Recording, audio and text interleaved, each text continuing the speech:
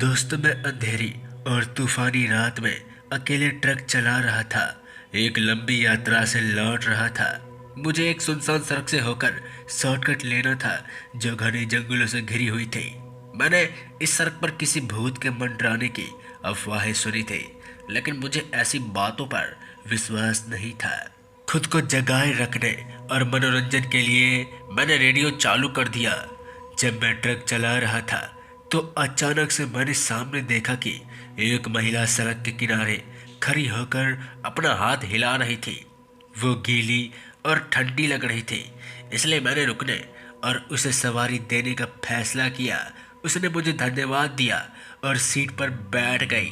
उसने मुझे बताया कि उसका नाम रानी है और उसकी कार खराब हो गई थी और उसके पास फोन में सिग्नल भी नहीं था।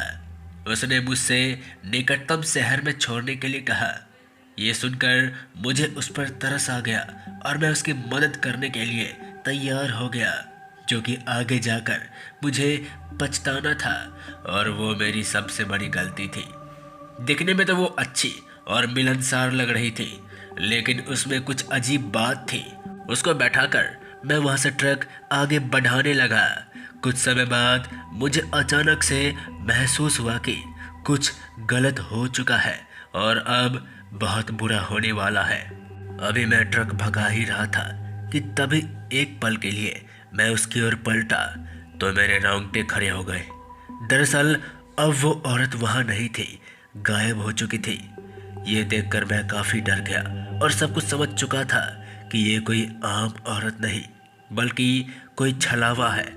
कोई ऐसा शैतान लोगों को फंसाकर उसे गुमराह कर देती है या फिर मौत की घाट सुला देती है।